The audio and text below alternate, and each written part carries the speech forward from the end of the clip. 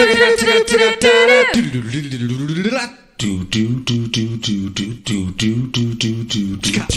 it's time we grow this dream. Get everybody on the mics together. Okay, 3, 2, 1, podcast.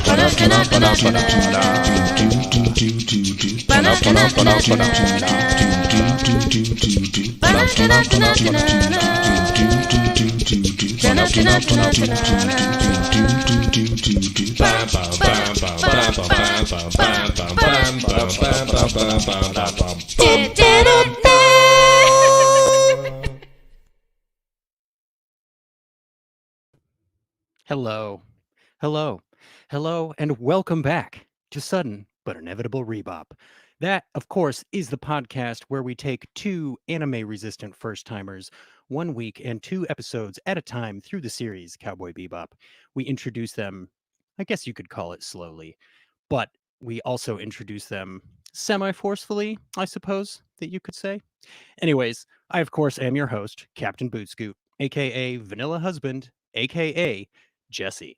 And I want to say hello, good morning, and welcome to everybody who is already showing up in our live chat. That is Rona and Sinacera. Hello from Scotland. Rona, thank you so much for being here from Scotland. I believe it's 6:30 in the morning where you are. That's the coolest thing. And Sinacera is counting down for us 3, 2, 1 podcast. So now that that's all out of the way, of course, I am not doing this wonderful, wonderful show alone. I had to bring a trusty co-host with me. Of course, this season, that trusty co-host is, of course, Miss at Miss My Armcast, Kylie herself. Kylie, how has your week been so far? It's been so great. But again, I mean, I guess I say this all the time, but this weekend particularly, I'm excited to podcast tonight, man. Just excited. Very cool. Any particular reason you're very excited to podcast? Is it just these episodes, or did you just need a break from real life? Oh gosh, I would say a little bit of both. Gosh, the episodes though, pretty good. Yeah, Yep. I feel that big time. Since he's sitting right there next to you, why don't you go ahead and introduce our first of our first 2 anime-resistant first-timers? Oh, do you mean this handsome gentleman who is sitting next to me? Please. Our head of Twist My Arm podcast. That is Josh. Hi. Josh. Hi. How's it going, every guys? Okay. Josh, how was your week? It was good. It was great. Yeah. Yeah. Geez. Everything always happens in the Twist My Arm network. Everything. Yeah. Marvel Canon Madness on Wednesday. The new Quest Me came out today. The new episode with Messiahvor came out Wednesday. All sorts of things. So week's been good. I'm excited to be here. I was just telling Kylie before the show I'm excited to do this one because it's going to be fun. Yeah, let's get that cycle started back up for you. We'll do a show for you on Friday, and then you can spend some time over the weekend doing whatever you'd like, and then on Monday you can start making podcasts again. So sounds good. Of course, we can't do this with just one anime-resistant first-timer. I mean, we could, but that wouldn't be as fun. So, of course, like we do here at Sudden But Inevitable, we're bringing our friend Ricky D from Best Flicks with Ricky D along for the ride. Ricky D from Best Flicks with Ricky D. How has your week been, my friend? It has been a good week. Watched a couple of good episodes of Cowboy Bebop. Also put together a Best Flicks episode about the In the Heights, the Lin-Manuel Miranda musical. I did it with Jesse Bailey right here. And it turned out really well. I actually did that for one of our viewers, Rosie. She sent me a DM on Twitter, and she was just talking about musicals, talking about this new one, In the Heights.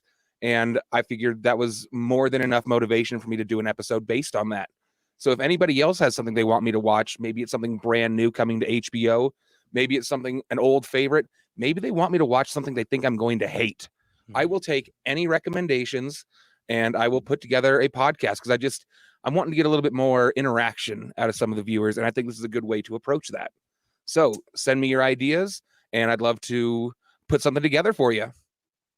If I may clear my throat and then continue, the episode that Ricky D from Best Flicks and Ricky D and I did for Best Flicks was very fun. I So much kind fun. of, In the Heights was on my radar. I knew that it existed, but I hadn't really planned to watch it. Not out of spite or anything. It was just I didn't have a moment really. I got to watch Cowboy Bebop as much as I can, and if I'm being honest, I want to watch Cowboy Bebop as much as I can. So, but you know what? When your Potter and family reaches out and needs help, there's nothing that you can do but help. And in that spirit, Josh and I and Ricky D from Best Flicks with Ricky D have been planning what we like to call TMA PodCon 2021, which is a little virtual brainstorming indie podcasting session. It's going to be video chats and video segments and sort of how-tos. We're going to have best editing practices, sound quality practices, how we took this show, for example, from 0 to 1,000 downloads.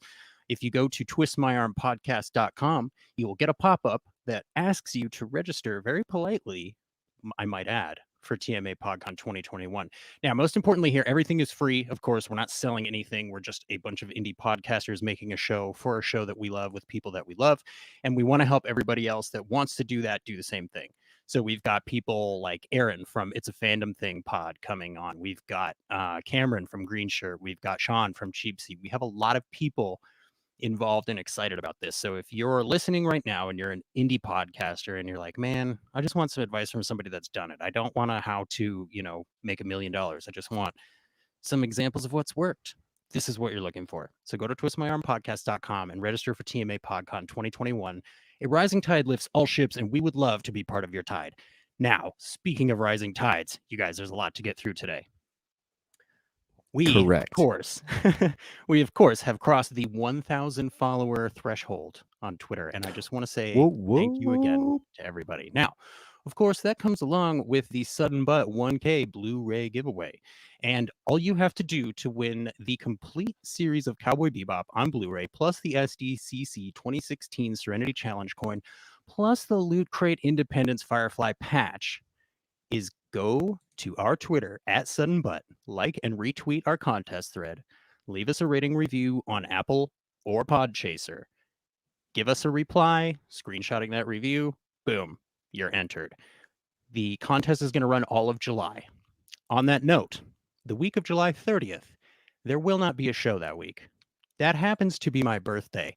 And when you have an indie podcast and you schedule podcasts on important days, it creates a ripple effect. Let's just say that. So instead of doing that, we're just going to take a week off. And I feel like that's okay. And I feel like that's going to help keep us fresh. And it's going to help us continue to deliver high quality Cowboy Bebop podcasts to you guys. Now, before I stop talking, I'm going to say hello to Philip in the chat. That is Phil. He was on our show a couple episodes back. Phil, consider this your formal invitation to return. We'd love to have you back. We've got some kinks worked out, and we'd like to have you back for a full show that's full of quality. Not to imply that yours wasn't, but on our end, it could have been better. On your end, it was great, and we say thank you again. We'd love to have you back. Also, hello to, again, Sinacera and Rona. You guys, to have anybody in our live chat for a show is just mind-blowingly cool. So I just want to say thank you as many times as I can. Now, I'm going to catch my breath, and I think that's everything that I have. Before we get into these episodes, Josh, head of the Twist My Arm Podcast Network, is there anything you need to say? I don't think so, Tim. Kylie? Oh, no, not here. Thank you. You're quite welcome. My good friend, Ricky. I was just wondering what was so important about your birthday. For me, nothing. But for my family, they probably prefer to spend it with me. God, now that I'm thinking about it, with Sinacera here, he posted the most badass video this last week. Did you get to watch that? I don't think I got it. What drink was that? It was the egg drink. The prairie oyster. The prairie oyster, man. Would any of you guys try it? It might kill me, but I'd probably be willing to try it. I'd do it too. Yeah, I don't I'll think do Josh one. would do- I don't No, think Josh would do it. I don't think I don't think I could. I don't think that's a thing that I can do at all. But no, he took That was this. cool. He I could play it. I could play this video. Can you? Can you mute it? Yeah, wanna get absolutely. pulled for See, the here we audio. go. Here we go. This is for us. He All right, posted this all for right. us where he makes this awesome video.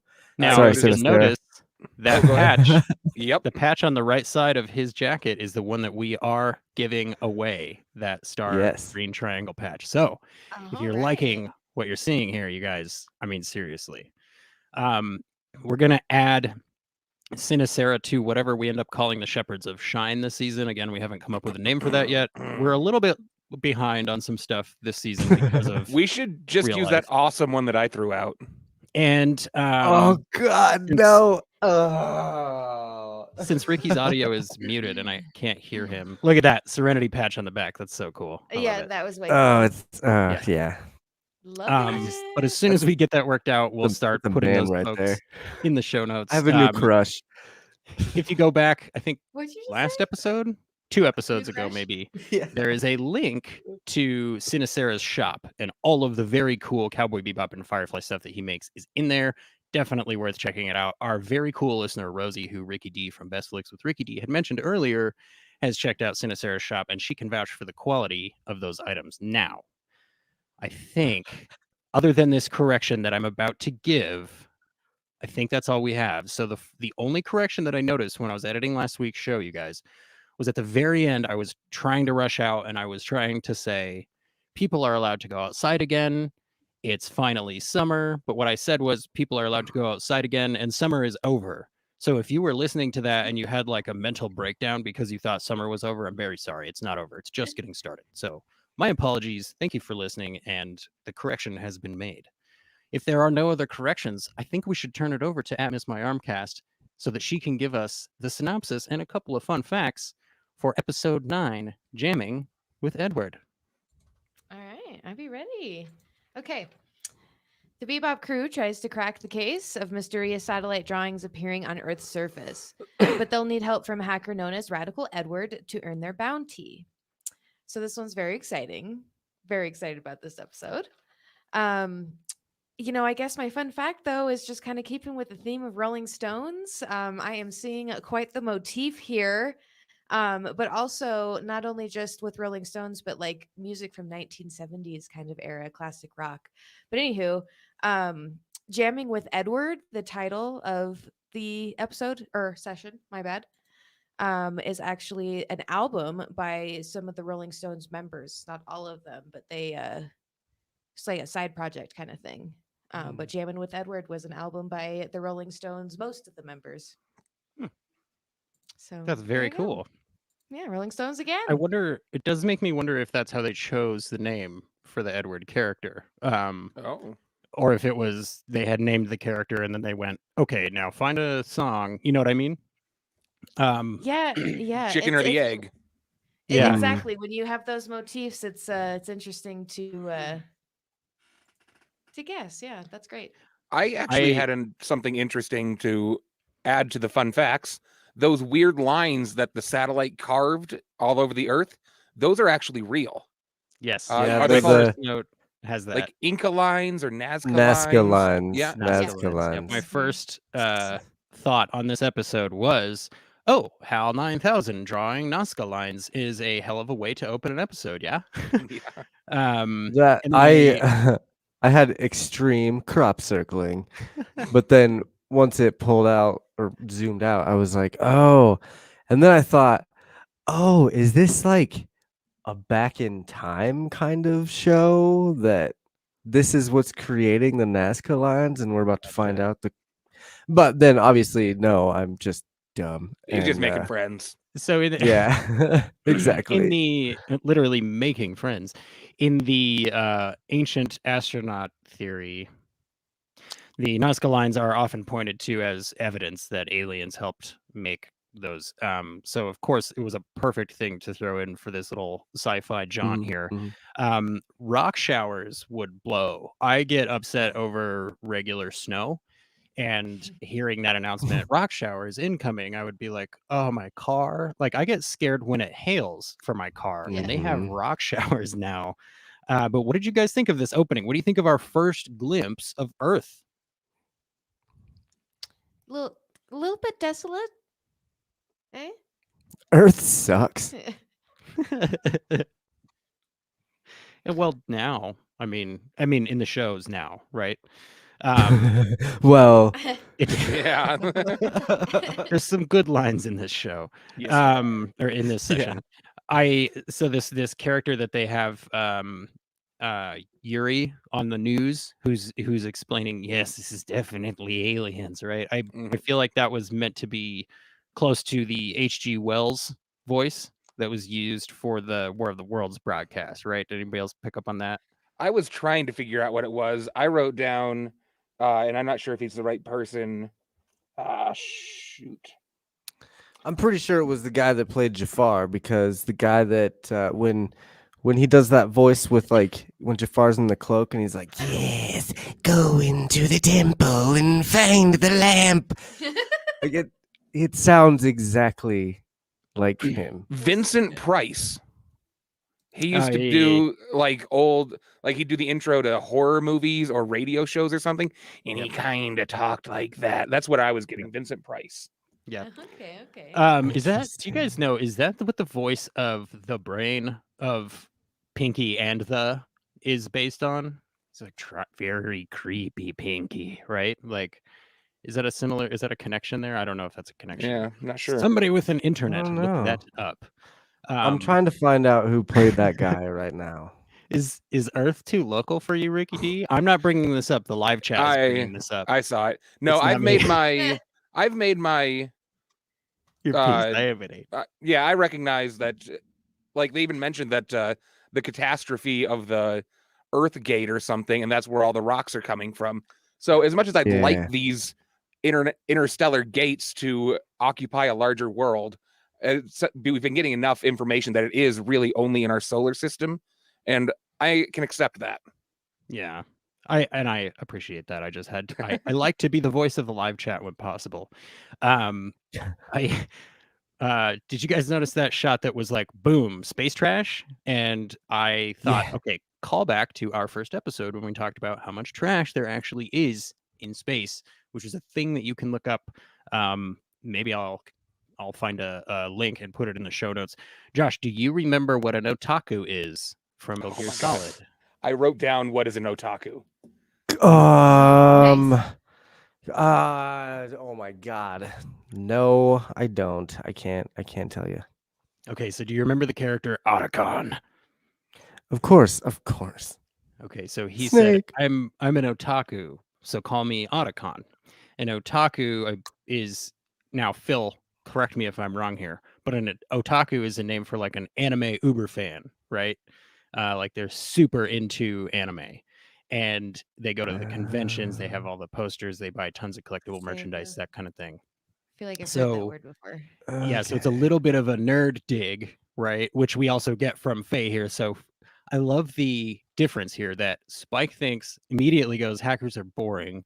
And Faye essentially goes, yeah, hackers are also easy because they have no confidence. They live in basements. Like this is a great job. Phil clarifies, just a big fan of anything, but usually applied to anime fans. So that would be like somebody in America who stands something. If you've ever seen that terminology, I believe, which stems from the Eminem song of the same name. I'm not 100% on that. The kids Kylie these loves days, Eminem. That's her their favorite rapper. slang is very advanced. He's really good. That's a good favorite rapper to have, Kylie. Yeah, No. that's not that bad.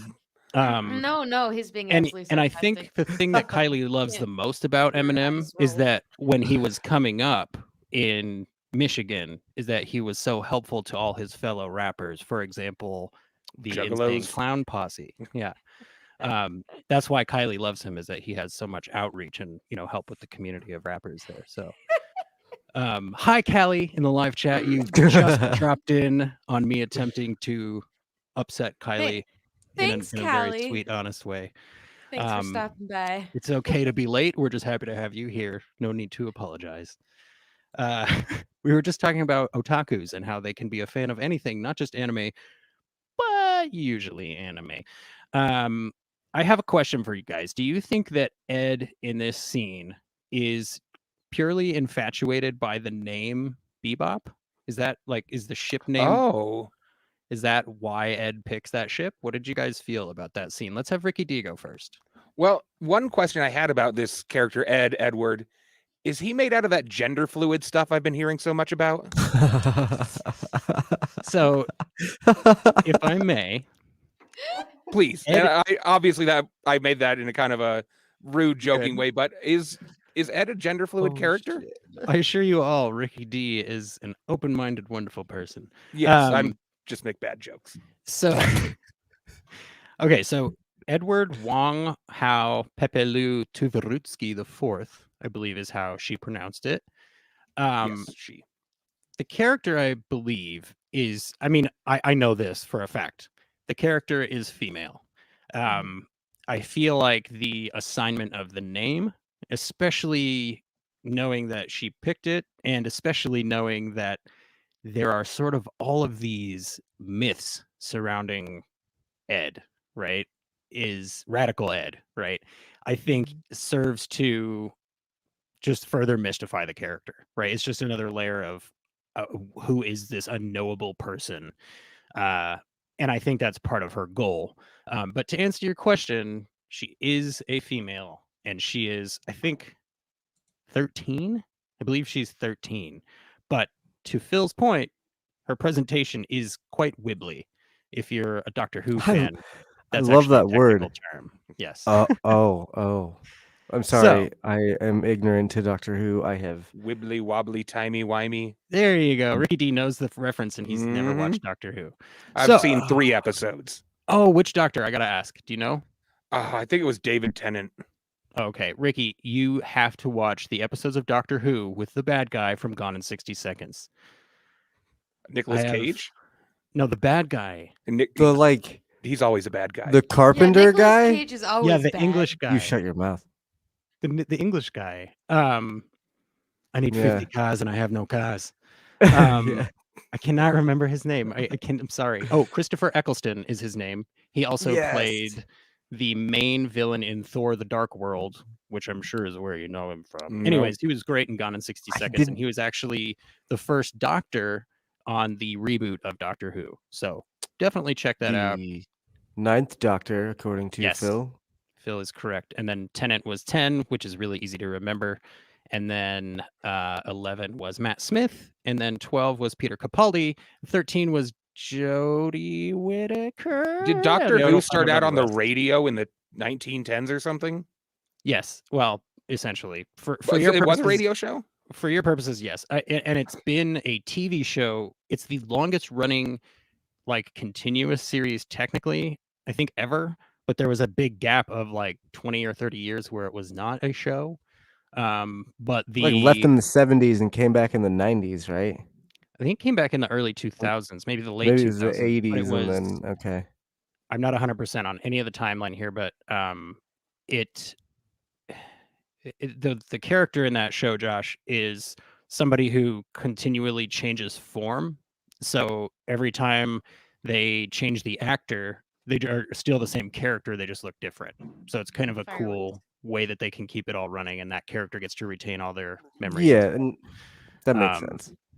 So I don't know how we got. Oh, I do remember how we got onto talking about Doctor Who. But before we talk about Doctor Who any further, I just wanted to say this shot of the Bebop fins breaking the water, right, when they're going down. To me, that shows that the people animating this show really truly understand satisfying cinematic moments, right? Because if that were in live action, that would be something you want to see. You want to see those fins cut into the water. Oh, thank you, Callie. It sounds like I got all the Doctors since 2005. That was off the top of my head. The only thing I have in front of me are my show notes. So so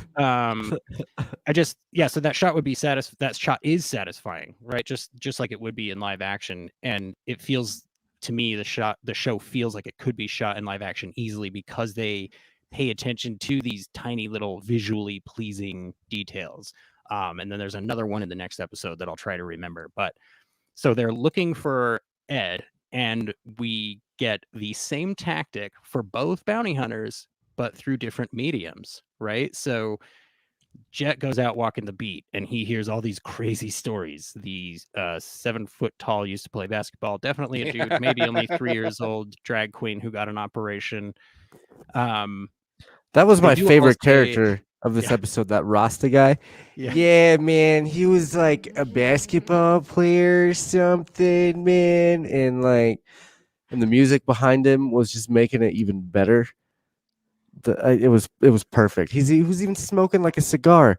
He was smoking a blunt, is what he was smoking. Just like, yeah, I've heard of Edward, man. He's pretty cool. Like They all say that he's a good hacker. They all have Yeah. different details except for that one. That detail stays the same. Now, when Faye goes looking for Ed, she goes, I'm going to use these transponder signals. And she opens up her screen and there's like 100 transponder signals. So it's the exact same tactic both times, just different mediums. Here's a bunch of false signals that will keep you from knowing who I am, where I am, what I'm doing, what I'm up to. I really like that little detail. So we are introduced to not HAL 9000, but CPU D135AS. How did you guys, Ricky D, did you get immediate HAL 9000 vibes right at the start of this episode? Yes, it started out with that big orange eyeball, or red Yeah. rather, the big red eyeball, Mhm. and there was just, and then we have this sentient computer, and it screamed HAL. Even the Yep. voice. hmm Josh, have you seen Oh, 2001: man. A Space Odyssey? Be I have. careful. Okay. It's been a long time since I've seen it, but I have seen it, and I know who you were referring to. I also, oh man, I always think of War Games with Matthew Broderick and that killer computer. I haven't seen that. Really? Right. Yeah. Would Is you it like to play a Well- game? I do like the emotionless, cold, calm, calculated, collected voice, right? Oh, look, I'm going to draw some friends here. I can't do that, Dave, you know. Yeah. But Good morning, Dave. what was the name that she gave him? Was it MPU? MPU. MPU. MPU. Did that make sense to you guys? Well, she said it was like CPU, It's but then she just MPU. changed it to MPU, and that works What for does me. the PU and CPU stand for? Processing unit. So maybe it's major processing unit. Well, Major C processing is unit. central. Maybe.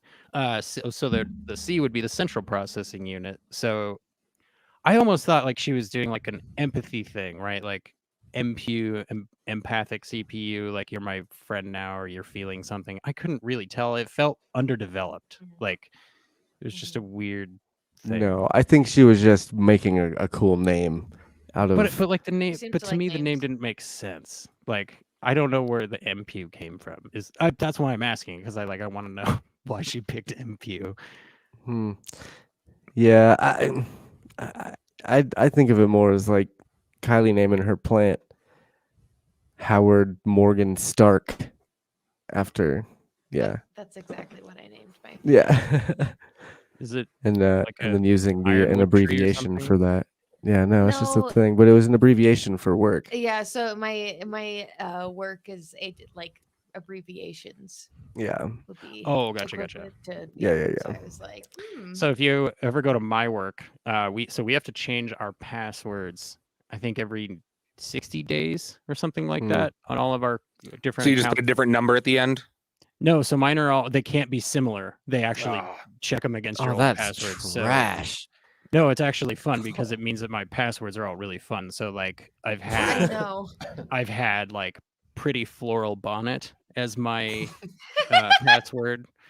I've had what was the one that I had first? Oh, I've had the word spelled out 1701, which anybody listening who's a Trekkie knows why. Yeah. Actually, really cool fun fact, you guys. I checked our stats today, and I think I may have mentioned I last saw episode that. But in case I haven't, last episode, we were really close to having our biggest month ever. June ended up being our most downloaded month ever. So thank you to everybody out there who's listening or watching. You guys are amazing. I can't believe that our first month back after a long hiatus, well, a 3.5 week hiatus, is our most downloaded month ever. That blows my mind. We're at almost 400 downloads in 30 days, and that just warms my heart. So, but I checked it today, and we are sitting at 1,701 downloads. That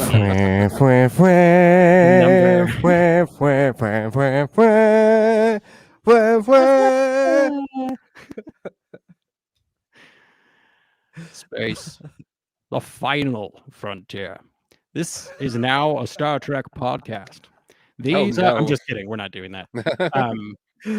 Oh yet. man, So, that was good. It was good. So I got some definite, there's a few different places that I got some definite Firefly vibes in this episode of Cowboy Bebop, my friends. The first one being Jet saying, hey, missiles are expensive. Like, maybe don't use the missiles if you can avoid it, right? That was just felt like something Mal would say, like, yes. It's like when the Firefly is just a transport ship, or that was one time where they kind of came swooping in aggressively and they were threatening the people that like had Mal captured or something. Very similar. It was like, that was not the only moment to me that felt like Firefly in this episode, but that was definitely one of them. I have to ask this because a couple of episodes back, you may remember, we asked, was Twinkle Maria Murdoch the inspiration for Mom from the Mom Corporation on Firefly? Or sorry, Futurama. Do you guys think Faye might be the reason that Leela has purple hair? Interesting. That came out at the end of 99, right? Yeah. Yeah. You know, Futurama came out in 99. I know that for a fact. Very possible. Space Very girl, possible. white top, kicks a lot of butt. I just purple hair rather. I can't even remember it for a full minute. This is the episode. Anyways. Yeah, why did Faye even try to wear clothes when she was sunbathing, by the way? Oh, that's the just next. silly. Yeah, that's the next episode, actually. Is it? Oh, Yeah. my bad. God, It's okay. damn it. It's okay. But I'm sorry.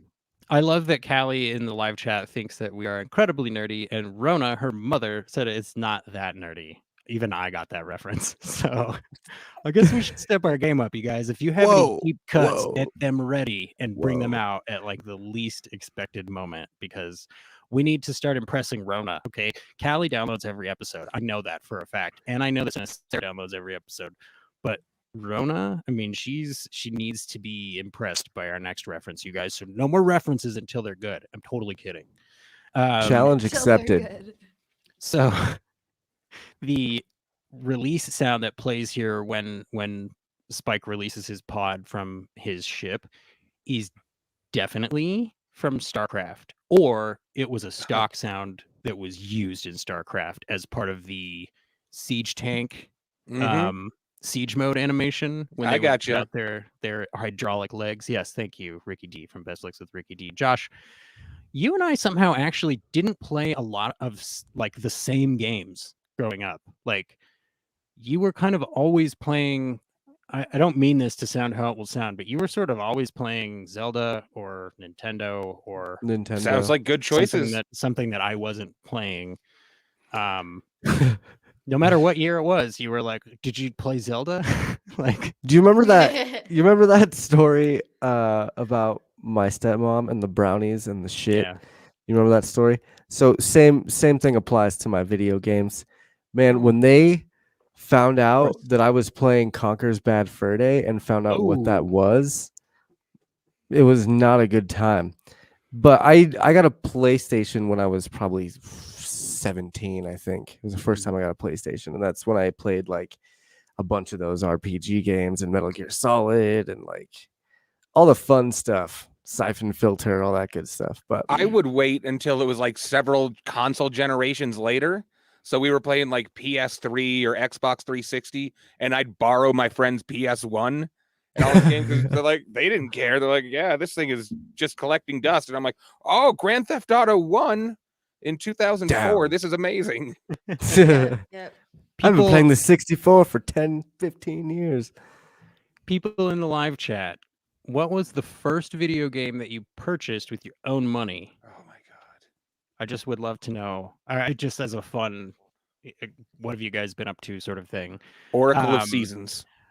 My Mega friends- Man 3 on Game Boy. My friends, Ocarina of Time. I have an announcement to make. Listener, friend, and podcast fan extraordinaire Rosie has arrived to the live chat. Hello, Rosie. Thank you so much for joining us. You didn't Rosie's miss- asking what she missed, and I do want to let her know I made a podcast for her. Jesse and I Sweet. watched In the Heights, and we put together a best flicks just yesterday. So that will be released either tomorrow or Sunday. It's going to be Nice. glorious. Rosie, look at the fireworks. Okay. So, Callie's taking notes for our Josh and Jesse trilogy, the J&J trilogy. yes. It's going to be great. Philip says he Epic. thinks that his first video game purchase with his own money was Smash Bros. Melee. I purchased Ooh. a used PlayStation 1. I believe it came with Siphon Filter, the aforementioned, and the Mm. also aforementioned Metal Gear Solid 1. Mm. And there was one other game. I think the other game that I bought with it was Omega Boost, which was a giant robots in space game with Static X on the soundtrack. If you don't believe me, because I know that sounds insane, go look it up. It was That's great. epic. I love that. Ricky says that he can confirm that Phil did not own his own console until college. That is brutal. Cinecera says first video game Mario Hunt. 1. We're asking the first Oh, one that you sorry. purchased with your own money. Was that Mario 1? But I mean, That you saved up your allowance to get you mowed the lawn for Yeah. like a month Callie D just so you says, could play games. I never bought the games. I only ever stole my sibling stuff and then my boyfriend/husband stuff. That's the Yeah, way that to go. sounds about right. I'm not saying that this is what solidified my choice to marry my wife, because it was not, but it didn't hurt. When we went back to her family's home in California, her mother, this is the first time I met her mother, and she was like, hey, we have a box of your stuff under the bed, go get it out. And she pulled out a box that had a working Super Nintendo with all the cords and controllers and like 20 games. So I was like, is this yours? And she said, it's mine or my sister's. And I said, is this yours? And she said, yes. And I was like, wonderful. So now we have that at our house. Nice. Yes, Kylie's got the 64, so And that's all great. the games. That's great. Yeah. Very Rona says she's never played a video game. You've never played Pac-Man or Purchased. She never purchased. purchased. Yeah, that's what Well, we she have. says I don't think I've haven't even played one. Yeah. Oh. Yes. Kayla's has plenty of cool games. Kayla's is Callie D's sister, Rona's other daughter. We have a whole clan that is hanging out adjacent to our show, you guys. If this is not found family, then I don't know what is. Yeah, Now- and speaking of that, if you're listening to this podcast forum, join us on Fridays at 8:30 and you can get in on the live chat. You can also hit us up at 508-93-TWIST and get in on the conversation. Because it'd be fun. It'd be fun to hear from you. Leave us a voicemail at that number too. And we'll get you in on the show. And if you happen to enter, say, I don't know, the at Sudden But Twitter 1K Blu-ray giveaway, and that contest involves leaving us a rating and review, if you do that part of that, we'll read it on the show. And then people will know how cool you are and how supportive you are. I mean, we already know how supportive you are. So even if you don't have time, that's totally fine. We've got a couple entries now. If it comes down to flipping a coin between 2 or 3 different people to give this stuff away, I'll do it, but I don't think it will. You have a whole month to enter, so make sure you enter. Go to Twitter, follow at Sudden But. That's me. Now, The halfway guys plug. have- Halfway. do you guys have any other specific notes on this episode that you would like to cover before I get to the synopsis for the next episode? I don't feel like we talked a lot about Edward and how awesome she is. Yeah. Especially at the end when Yes, I was just gonna say that. when Faye is like, nah, promises are made to be broken, and Jet's like, what did you promise Ed? And then you come to find out, like, and of course Ed hacks into their ship, turns it around, and dances and does all these crazy weird Yes. things, motions as she's getting this thing. Like, what does she say? She says, Not uh, going for Ed, ooh la la. That was a pretty good impression. Yes, it was. It was great. And then, Well, yeah, and oh they- man, I new love fave. that Ed gave them a chance, right? She didn't Yeah. pull them down right away to be like, hey, you're coming to get me. She let them go of their own volition to be like, oh, well, they're definitely going to come get me, right? Yep. Miss Rosie, you haven't missed the entire first episode.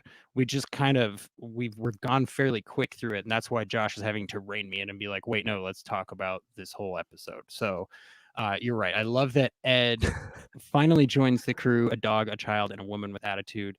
And to Rosie's Yes. point, the relationship between Ed and Ein only blossoms and becomes more wonderful and beautiful from here. Spoiler alert. What other notes did you have It's a from this wonderful discussion? crew. Yeah. Jeez. The newscaster at the end when they're talking about, I laughed out loud pretty hard when they were like, turns out the hacker was a satellite. So And it's like, not our if you were fault. to if you were to see that on any sort of real newscast, you'd be like, that's fake. This is TMZ, right? What's going on here? The But then- outfit, the outfit for the female on the bounty hunter show is ridiculous. I was like, It is wow. so ridiculous. Pointed that out. Yep. Yeah, and also that what a cop out for not having to pay them. It just saved the Earth from becoming one big Nazca line.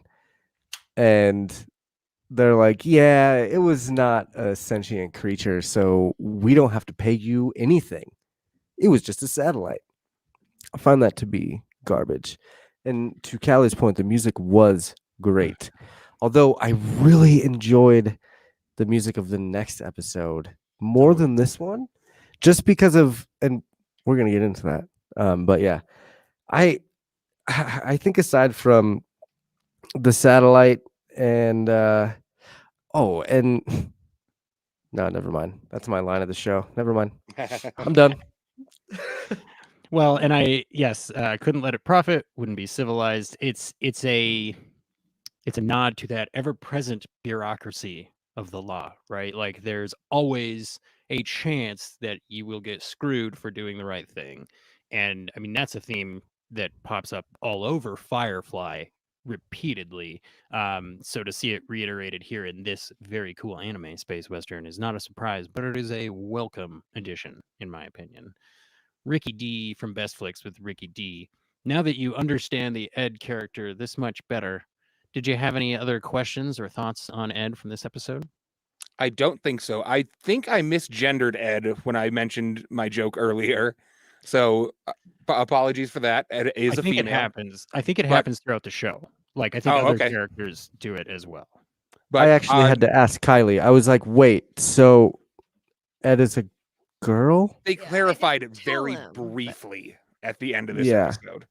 Yeah. Faye did say that she was a Which I don't. I mean, that's awesome. Yeah. I think Ed is I'm my new loving favorite. the character though. Which I'm loving which the is great character.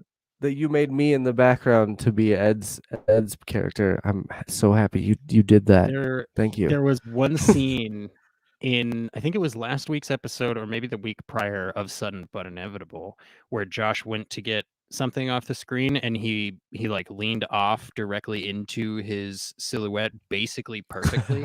And I don't know if he did it on Nice. purpose, but it was like I almost took a screenshot, but I didn't want to change any settings. So I'm going to go back and grab it and I'll probably put it on our Instagram. Speaking of our Instagram at Sudden But Inevitable Podcast, if you're not already following us there, I gotta say, you're missing out. I put everybody's choices for shot of the show up this week, and it's really, really fun. You get to swipe through all of them. You can tell us which one you like the best. I have all the time codes included. I that way, if you're watching along, you can actually stop at the scene that we are talking about when we mention our shots of the show, and you can let us know what you thought and why we were so ridiculously correct to pick those frames. So, I guess I should say, folks in the live chat, is there anything that you feel like we have to talk about before we move to the next episode, which of course is episode 10, Ganymede Elegy? Now, while I'm waiting for the chat to respond, Sinacera, spoiler alert, Ricky did not pick that shot for shot of the show. And I think it's because you scared him. He was like, they know, what am I going to do? I was on the lookout for what you guys thought I was going to pick, but I didn't see anything that really struck me. Well, I mean, one that I did pick, but nothing struck me as something that I should pick. I know the shot he's talking about, and we'll talk about it. I don't think any of us picked it, and I don't remember the time code for it, but we'll talk about the shot because I know which shot it is. Rosie says the music, yes. So this is very like it has that sort of frantic pacing in some of the scenes, and it has that slow pacing. Kind of reminded me of the song what is it? Don't Bother None, I think, which was from Stray Dog Strut, episode 2 of Cowboy Bebop, which is that cool, like very slow Western song that plays when he's following Hakim through the alley. I think, or sorry, not Stray Dog Strut. This would have been Sympathy for the Devil. I apologize. This is when he's following Giraffe through the alley. My bad. Did you guys notice that when Ed was going through the Bebop's computer, she found the file for Giraffe? That was like I did not. Yeah, that was one of the files that was still up on the screen. I thought about pausing and kind of, I'm sure there's all kinds of little spoilers and Easter eggs and that kind of stuff in those shots, but I didn't stop it. Rosie, I'm going to write down your shot of the show because I haven't written everybody else's time codes down. So if that is somebody else's shot, we'll mention your name when we get there. Now, unless you guys have anything else you think we need to cover from this episode, I think we should hand it back over to Kylie at Miss My Armcast so that she can give us the synopsis and fun facts for episode 10, Ganymede Elegy. Cool. So when a case takes the Bebop crew to Jet's old stomping ground, the big man crosses paths with an old lover and her wanted boyfriend. My fun fact for this one is not a Rolling Stone, but it is a 1970s era classic rock. Black Dog is Jet's nickname. Hey, mama said the way you move. So, yeah. Gonna make you sweat. Gonna make you So that one popped out to me like right away, of course. Sorry, I couldn't help myself. Yes. Correct. And I do love that about that. I love that about Jet, that he is Jet Black Dog, right? Yes. So everyone that he knows is expositional. Have you guys noticed that? Like, yeah. Anyone that he calls or that calls him is like, hey, here's 4 solid minutes of setup, which I'm okay with. Again, I've repeatedly mentioned it, but at some point it's like, maybe somebody else has friends that know stuff, Jet. Like, but I how did you guys like this opening scene that we get in this shot? Very upsetting. Very upsetting. The bad guy threw something at Ein. Yes. Not okay. Actually, yeah. I was like, if they don't kill him, I'm going to be really upset. As a general consensus, yes. Well, maybe. I mean, come on, dude. Like yeah. they had to pan off screen because he hit that dog so hard. It Not whined even so animators bad. would draw that. Yeah, headcanon. As soon as he got to jail, they killed him. They absolutely did. You know, that's They very tortured interesting. him. We saw an episode of a child getting shot in the face, and that was not censored. But when he kicked the dog, they made sure to take that off screen. That's very interesting. Because I would stop watching the show if they showed it. I'm kidding. Yeah. No. I am glad that he kind of got what he deserved from that awesome character of Ed, just jumping on his face. And then biting him repeatedly. Yeah. Yeah. What a weirdo. Like a savage. Yeah. Which is what he was worried that the dog was going to do, of course. So Yeah, that adorable little corgi. God. the the shot of the flames in the hammerhead thrusters when Jet takes off, right? That's the second shot. Much like the Bebop fins cutting into the water that I was talking about from the last episode, that made me go, man, they're really paying attention to the details. And then shortly after that, we get another shot that does that for me, which is the alcohol being poured over the ice cubes in Jet's drink. It doesn't flow and fill up immediately, right? It's not badly animated. It looks like an alcoholic drink being poured, and it's a detail that's this big, and I think that's why I love it so much. Mhm. Making me How did you thirsty. guys feel about this? I mean, it's definitely, let's start with Ricky D. This is definitely our slowest paced episode yet. I would say by a good meter. How did you I thought feel about it? this episode was awesome. I didn't think it was very slow paced at all. I And didn't maybe say it's it just was because, bad. I said it was slow paced. well, but even still, I don't think it was. And it's because I'm a big fan of like serialization in shows. And so getting a little bit of Jet's backstory was Mhm. really interesting to me because you don't get a lot of it up to now. And figuring out, why he said the things he did about women in the last episode. Like, you know, I don't follow women. And Spike's like, well, you just have to lead her. And he's like, I don't do that either. So you kind of figure out why he's a little bitter. But also, why he chose the life he did, why he's out on the run, and not on the run, but like on the road with this Mhm. guy doing bounty hunting because he couldn't stand being at home anymore. And it's tragic, but I love it. Yeah, and so if I say slow pace, I don't mean You that mean there's not a lot of nothing action? happens. No, I don't mean that nothing happens. I mean that the scenes take their time. So to that point, They were in there's the Oh, a shot. okay. bar for Yeah, a there's a long shot in time. the bar of them.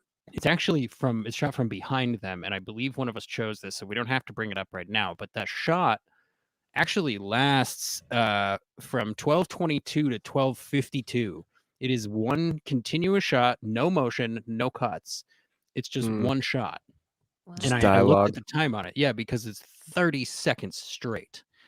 Now, I I wrote it down because I was wondering, Josh, is this going to bump you? Are you immediately going to be like, they did this because it's cheap? Or were you enthralled enough in the conversation to think, wow, I'm okay, I'm totally paying attention. I'm into this. I haven't noticed that nothing has happened motion wise for 30 seconds. Did that bump you? How did you get through that No, scene?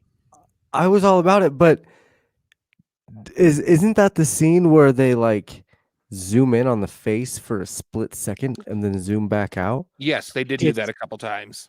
it's See, the that happens they after get the that. scene that I'm talking about. The scene that I'm Okay, talking about okay. is one shot for 30 seconds straight. And I that didn't that honestly, I didn't intercut even notice though, that.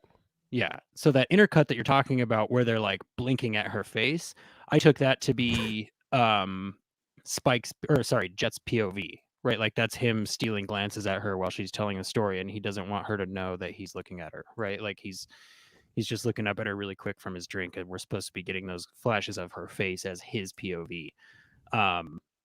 But I think it's really cool that you actually didn't notice there was a 30-second shot that nothing happened in, because I noticed I know in the start of the show you would notice some shots where the animation was either slower or non-existent. You would go, okay, that feels like they're just panning over a picture, right? So Yeah.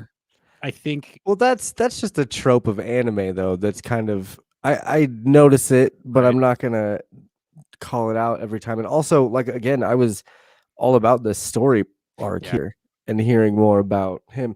And a lot of it has to do with the music because when Jet is first getting in there and you're listening to the music of him walking through the town and doing all that stuff, it's very I'm back home and it's a lonely feeling walking through the town kind of song. Yep. You know what I mean? Like any of those movies that you watch where the Mhm. hero goes back to his hometown, there's always some sort of somber type of music that I'm all about that stuff because it was a very I don't know, it was written so perfectly for this episode. Like whatever whatever they did with that music in this one was perfect because it captured the feeling of Jet. I mean, almost So- to a T.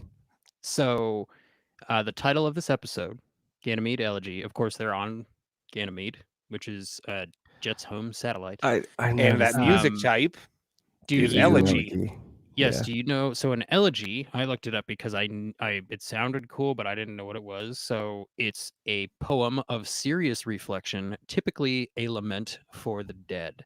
So in this case, Jet and Elise's relationship would be the dead one.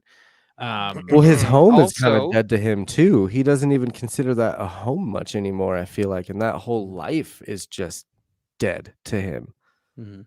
I also Ricky? want to point out in Majora's Mask, the Legend of Zelda Majora's Mask, one of the songs you learn is the Elegy of Emptiness. And it Yes. puts kind of like this statue of a dead body in front of you. So that goes to your definition of the word elegy. There you go. One of my favorite games, one of my favorite Zelda games of all Best time, one. Majora's Mask. It is so freaking dark. Oh, I love it. Philip in the chat says, "Yup," and I'm happy that we could provide that for you. Oh, I Phil. knew Phil would follow me on that one. That's Uh, wonderful. So yeah, and it fits the whole. It fits everything. It fits the pacing. It fits the music. It fits the dialogue. It fits the plot of this episode. Right? It's everything is this lamentation. It's a post-mortem on a relationship. It's going back for cathartic experience with Elisa. And since we're also a Firefly podcast, you guys, I have to bring this up. Rin's pants are way tighter than Malcolm Reynolds' pants. Okay, like this guy makes Malcolm Reynolds look like he's wearing Jenkos from the 90s. Okay. I mean, I'm convinced that that's actually what the bounty was on his head for. It was purely for the pants. It had nothing to do with him killing a guy. Fashion Well, it's crime. You 'cause- see, yeah. It's because Elisa was out to get him because he kept stealing her pants. And he was like, she's like, I got to put a bounty on him. He's got all my pants. But I I need him love back. him. Yeah. So he Well, doesn't need to know that it was me. it was like there's that one scene where he's like freaking out and he collapses onto the ground and his legs are folded. And I was like, man, those pants he should not be able to do that with his legs in those pants. They look like they were made of plastic or leather or something. Well, What over if they were time- jeggings?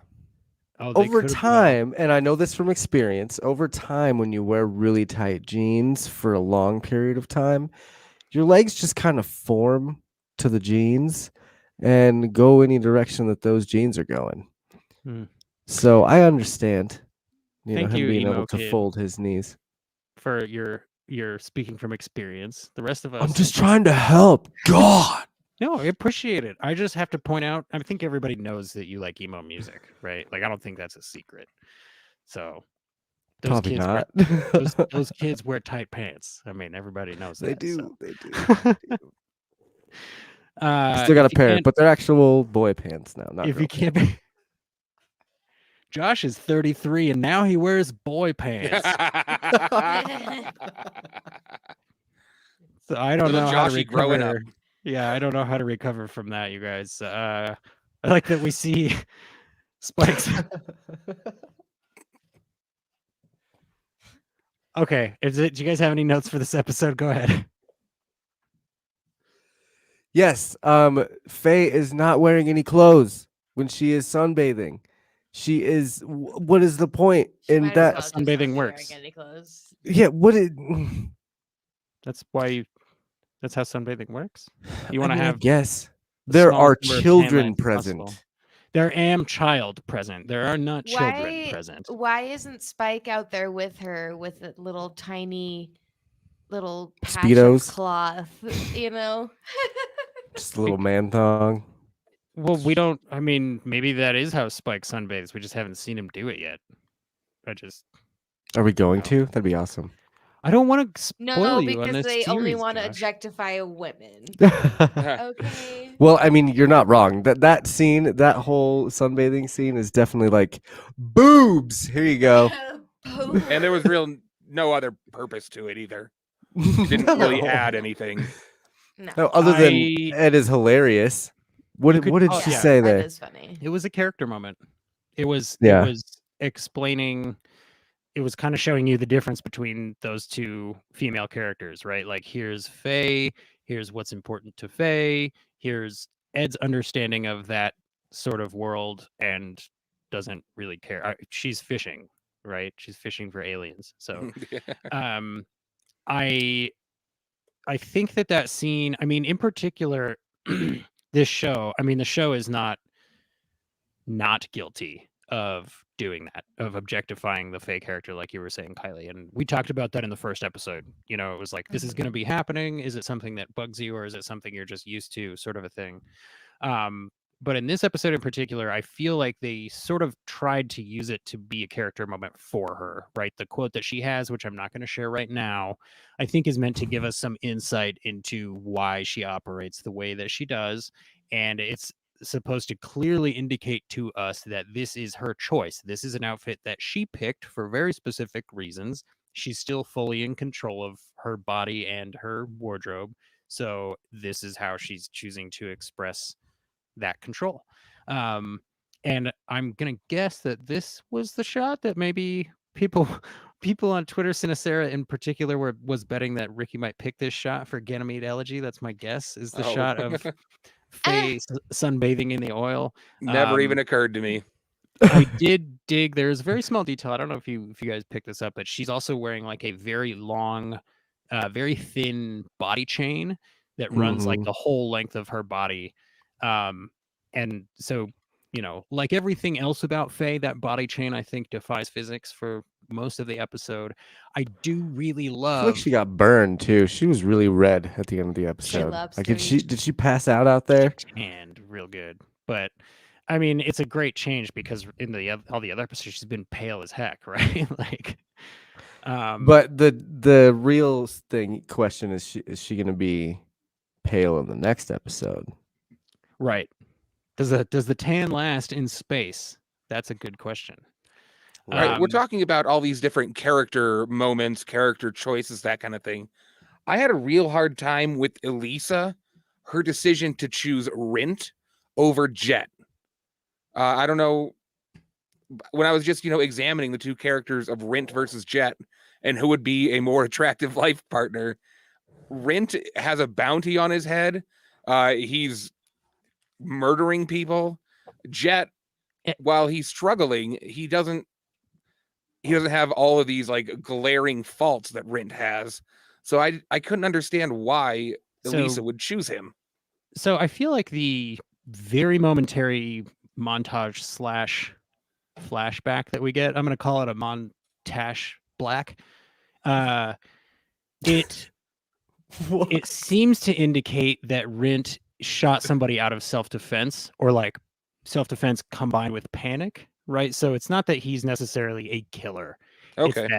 It's that he's willing to go as far as he needs to. Well, it sounded like she had borrowed the money, and so he was stepping in on her behalf, and things just went terribly wrong. So they're both bad decision makers. And to me, that was the part that was upsetting. People.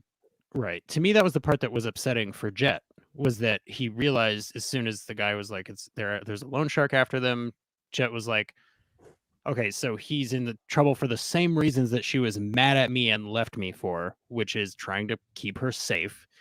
And for some reason, she's fine with that now. And of course, we find out the reason that she's fine with it now is because this time she chose it.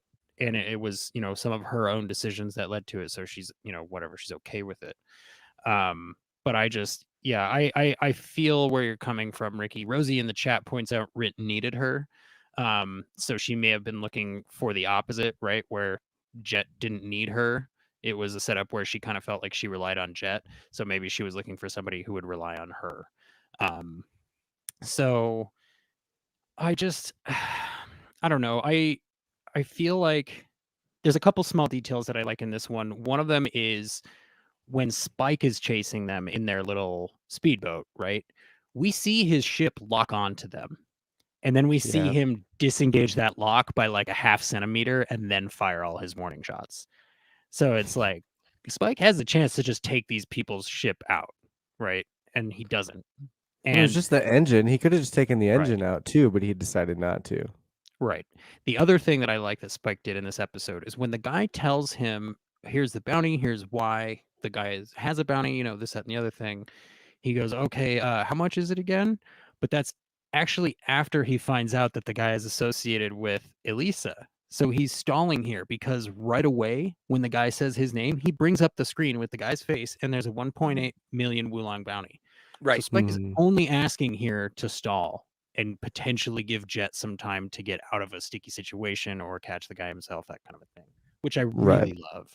It's Right. this thing where we constantly see Spike and Jet not wanting to acknowledge each other's assistance and not wanting to be like, hey man, thanks for the help, and not wanting to be like, you know, I trust you and stuff like that. They want to say stuff like, your call, okay, I'm out of here, don't care, do whatever you want, you know. Yeah. So I'll watch I'm from still afar super though. masculine. right. Yeah. It's a believable relationship for them to have, I think.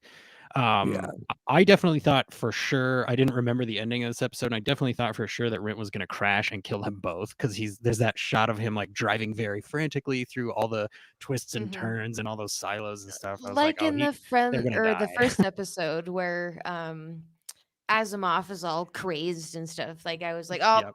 they're gonna die. That's No. what I Yeah. thought too. I was referencing the first episode, Yeah. and I was like, oh my god, this is gonna be just like then when they ended up dying Yeah. at the end. But it's gonna be even worse because it's Jet's ex. But Spe- alas.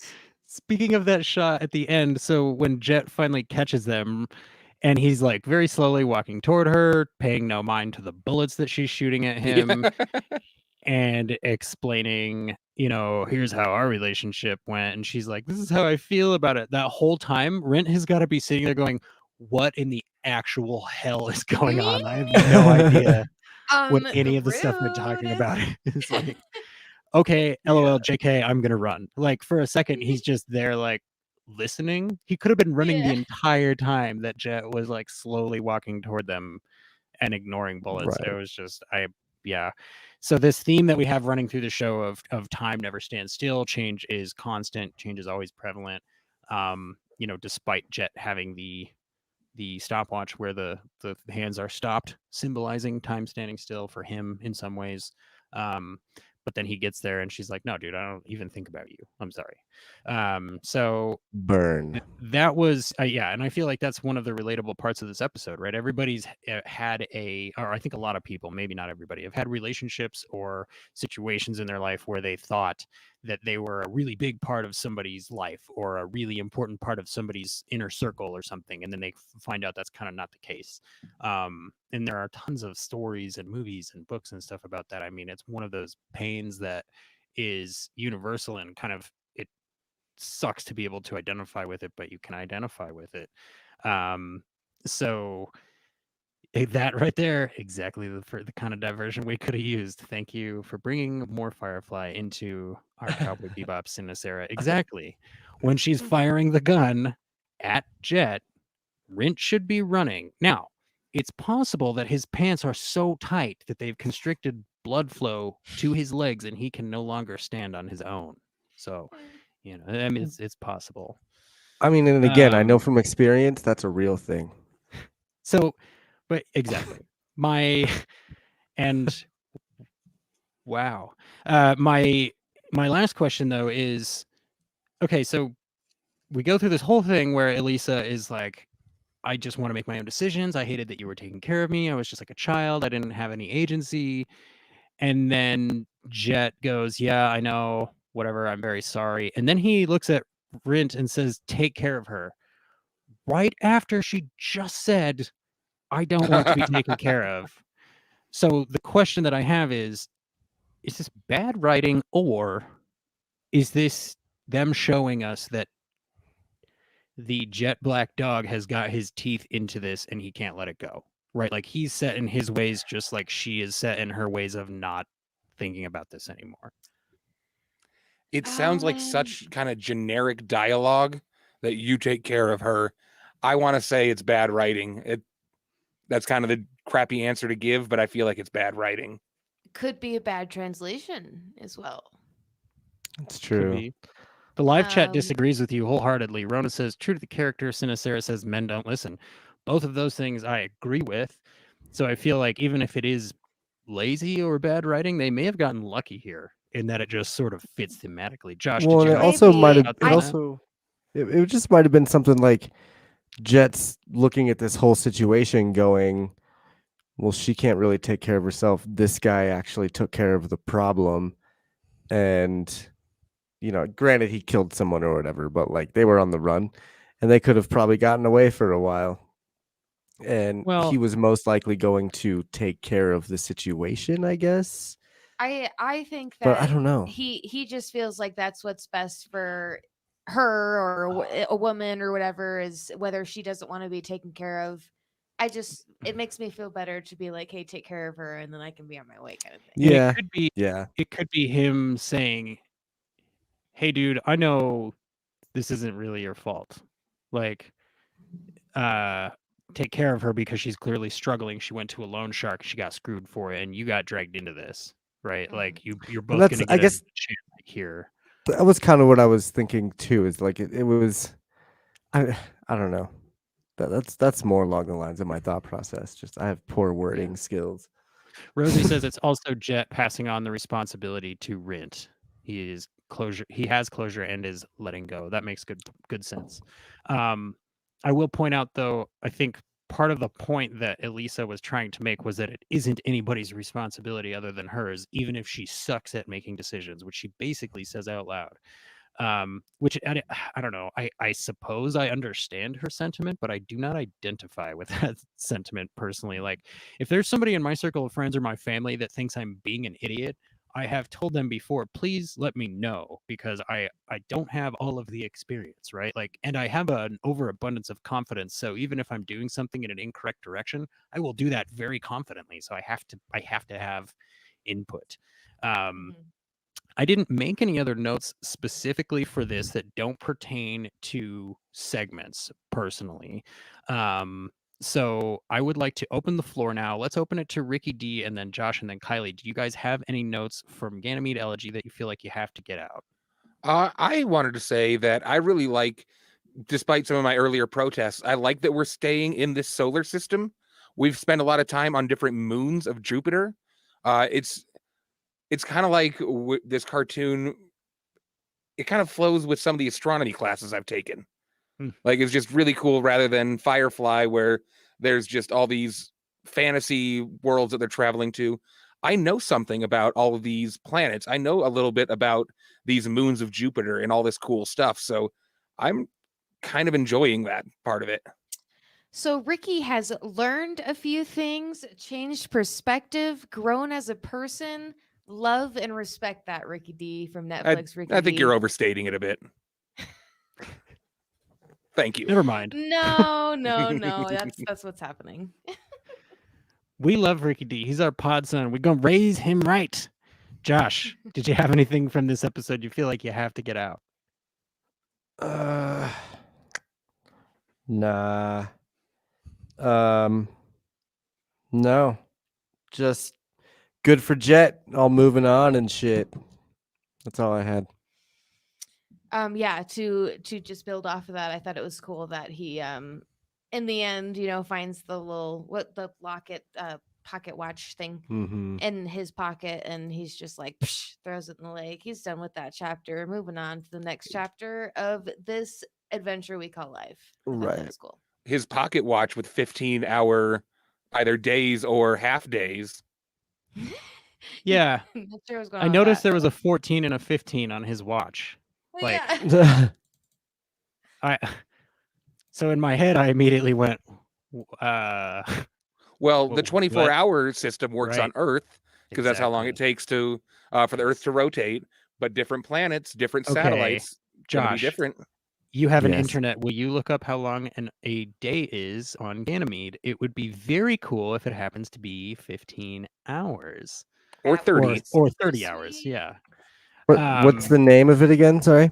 Ganymede? G-A-N. It's Oh, right. on Yeah. your screen. It's on the Um, screen. I'm sorry. I'm jeez. You control the screen. Phil in the chat says it's the only way Jet feels comfortable walking away from the situation is knowing that somebody else is there to potentially absorb some of the blows. And he also said he loved the smaller scale of the series. Josh is making a face. Go, Josh, go. 7 days and 3 hours. Yeah, so no, that's And it good. actually it Whoa. doesn't even rotate. It 24, one side of it is 48, always pointed at 72, Jupiter. Yeah, So 75 hours. That's what we call tidally locked. Yeah, that's Like the correct. moon tidally on locked. Earth. Yep. You always Mhm. see the same side of the moon. We never see the dark side because it is tidally locked. I would imagine a lot of moons on Jupiter are tidally locked because of all the gravity.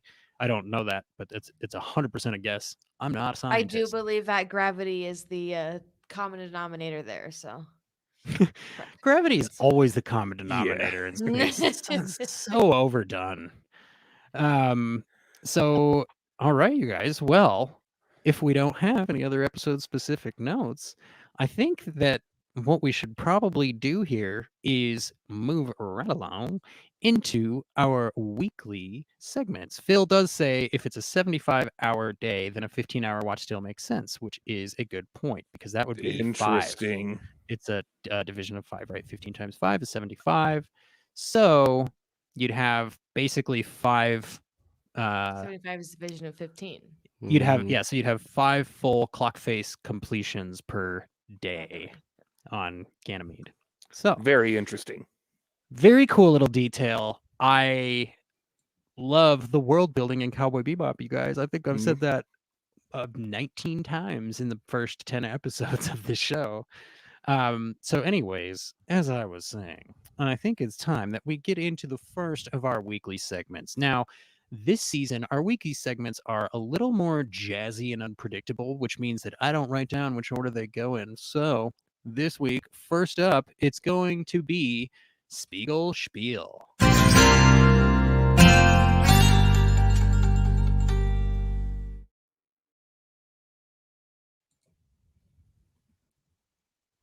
Spiegel Spiel, of course, is where we share our favorite lines of dialogue from the show, even if they were not spoken by Mr. Spike Spiegel. Now, twist my arm. Oh, that's Josh. I was like, who's that in the chat? That's Josh. So my it's Ricky. It's me. my immediate instinct here would be to go first, but I'm not going to do that. What I'm going to do instead is to invite my friend Ricky D from Best Flicks with Ricky D to share both of his picks for Spiegel Spiel for this week's episode. Take it away, Ricky D. Yeah, my first one, I'm a little concerned I'm going to take it because it was just such a great quote. Other people are probably going to choose it. But Jet says, nothing good comes from Earth anymore. And I was just like, oh, that is awesome. When they, everybody on Earth has been driven underground. There are these incredible cities just that are part of moons that are floating around in our atmosphere or in our solar system. So I loved when Jet said that. And then for the second one, Ganymede Elegy. This right at the very end, I think Jet said it again, and that was time never stands still. And that was another just really good one. I like to say time is a son of a bee. I've been known to say that quite a few times, just because you can feel like time is not passing. It's only been a week. It's only been a month. It's only been this time. But then you look back and it's like, oh my God, time has just been flying and you got to keep up with it. Yeah.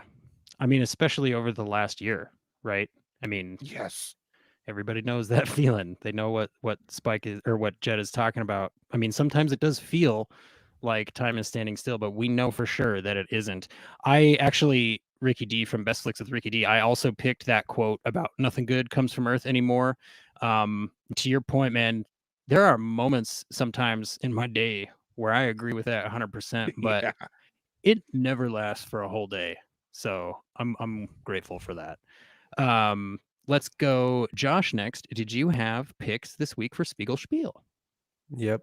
Luckily, half of my day is spent doing podcast things, so that nothing good comes from Earth anymore kind of fades at the end of my days, which is nice. So my first line, Spiegel Spiel, is from the first episode, was spoken by Faye. Really, really straight and to the point. Earthlings are weird. I like it. I like that. I like that because now Earth is like the Florida of the universe. The Florida. Love it. So Yeah. and then my second quote actually kind of it's it's the first time that your line was said, and it was by Elisa, because I was one of those people that like had a big coming to Jesus moment when I realized that I wasn't the center of the goddamn world. And it was a very humbling experience. But what Elisa says, the way you talk about it, you seem to think that time really has stopped here. That's a story from long ago, and I've forgotten about that. Time never stands still.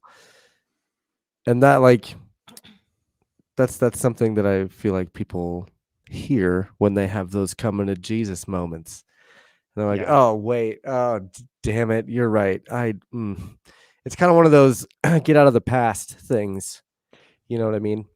100%. And that was something that, when I was younger, it was a little hard to get out of the past for a minute. So it spoke to me, that line did. Kylie, Yeah. what's I like what's your those line? picks for that reason. Yeah. It's a good one. So my picks for all of the segments are Edward related. But I am just so a fan of the fun little things that she says and the way she says things. And my favorite one for this one is when she's just kind of talking and she says, "Satellite from days of old, lead me to your access code." It's Great just like, rhyme. it's so Yes. cute. I think Kylie kind of naturally sounds like Ed. I Every have a time she- very I have a very high pitched kind of voice. It's actually kind of a bummer because my grandpa can't hear me on the phone. I swear. Oh, you have that frequency yeah, that yeah, he it, like, can't hear. Yep. but like Wow. I can do a badass Geddy Lee of Rush Huh. at like karaoke and stuff. I'm telling you. But then on the other side, my grandpa can't hear me on the phone, so Show name idea: Badass Geddy Lee. badass Geddy Lee. It's rough. Well, so my favorite scene in the first episode this week is when they're in space and they're going to go disable this satellite, right? And they ask Ed, okay, well then what's the plan? What are we going to do? How am I supposed to get close? And Ed goes, oh, just use Faye as bait. And Yeah. Spike, without missing a beat, goes, thanks, Faye. And I laughed so hard, like because I forgot about the line and it caught me completely off guard. I laughed so hard. I did this time wake up Mrs. Sutton, and fortunately she's very forgiving and she's very quick to fall back asleep, so everything was fine. But I love the way that he read that line. Thanks, Faye. That's so nice of you. It was like Yeah. so snarky, so well done. I love that line. And then, as I had mentioned before, Ricky D did take my pick for episode 2, but that's totally cool. It was a great pick, and anytime that I agree with Ricky D from Best Flicks with Ricky D, I take that as a sign that I'm doing something right. Speaking of doing things right, Josh, you are knocking it out of the park, running shows for the Twist My Arm Network and the Twist My Arm podcast, by the way. And I just want to say thank you for that. I would also like to say, if you wouldn't mind, go ahead and cue up that transition for Shot of the Show.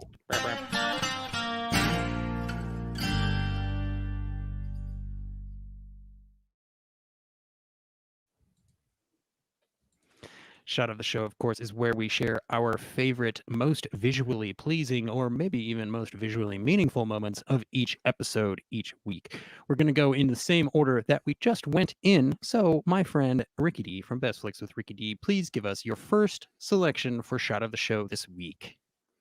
Yeah, first one was at 8 minutes and 41 seconds. Are we going to throw it up? There we go. Yes, sir. This was when Ein and Ed are meeting. First of all, I'm always kind of perking up and paying extra attention when Ein shows up. I really liked his interaction with Ed here.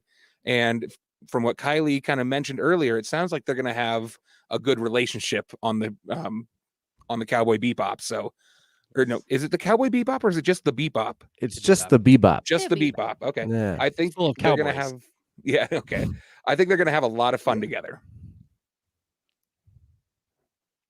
And your then Yeah. for second my pick. second one, This was at 12 minutes and 39 seconds into the second episode, but according to Jesse, it was a whole 30-second long shot. So I could have picked at 12:29. I could have picked at 12:47. But this was that shot that was hanging out, the 30-second long, and it says so much in this shot. There's a reason why they left this here for so long, just running dialogue over it, is because you can see Jet just kind of lamenting and pouring his feelings into his drink. You can see Elisa turning her back to him. She's not even facing the same direction. There's a lot of shame in that posture, and this image just says almost the entire episode. Yeah, you can almost see that they're having a postmortem on their relationship just from this. And there's no, I mean, this is like watching the show, right? Because there's nothing moving in this shot. So we just leave it up for 30 seconds. And that would be like what it was like. And yeah, to Ricky D's point, I mean, they really nail the atmosphere here. You know, it's dark. They've got a little bit of curve on that shot. So it's like you're in an actual room with an up close lens. And excellent choices, my friend. With that, let's go ahead and yes, that's an excellent point, Rona. Ricky D is the benchmark for getting things right. I say that with almost no irony. With that, let's move to Josh's selections for shot of the show this week. Josh, my friend, take it away. Okay, so my first shot in the first episode was at minute 22:40. It's the very end, and it just makes me giggle. Because the Earth needs a little bit more big smiles. But yeah, I really liked that shot there. Now that's a Nazca line. Yeah, right. No shit. That's wonderful. You think that's what she got to pick with? Maybe they did. Maybe they did just draw that giant face into the Earth because they could.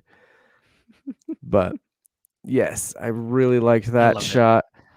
And then my second shot comes, let's see, episode 10. It was at the 2-minute and 28-second mark. It is this one. Dude, ridiculous. It is when Ed had fallen onto the guy that kicked Ian. And then Ed starts rolling on the ground and does this, like, just puts her ass straight up and, like, I don't know, she's doing like a diva dance kind of thing. It's like she's trying to do the worm but not able to do it, and stops. The guy is like, "What the hell are you doing?" And then Josh, you got to take this picture down. I can't look at it anymore. It's just so funny though. Have you ever seen that? Is it America's Next? What is it? I don't even know, but it's one new one with Simon Cowell on it, and they have this guy come on. Got Talent. Yes, and it's this guy that comes on, and he does this. He's like, he's got like a lisp, and he's like, "I still live with my mom and dad, and I'm just here to dance." And he's like really, really good. I come to find out that guy's actually an actor, and the whole thing is fake. I see. But when I was ignorant to the fact that it wasn't fake, it was pretty cool. So basically, he did the worm, and Josh is saying that he likes the worm very much. Yeah. The way that he did it was, geez. All right, it's guys. Like, don't oversimplify me, please. Oh no. So, I'm gonna try and make this a little bit bigger. Okay. To answer the question from live chat, Sinacera, yes, I do always watch the On the Next Session clips because I love those little narration pieces. I can't speak for everyone. I don't know if we all do. Do we? Okay. Yeah. We didn't this week. When I watched it, we watched it together, but I usually do watch them. I didn't know they were there. Oh, You're my good. gosh. They're very short. Coming from the guy who has to stay until the end credits are over for literally everything under the sun. This is the one thing. The one thing, Josh. This is the 90s, man. They don't have that shit in the 90s. Well, apparently they do. That was on every episode of Pokemon. Right.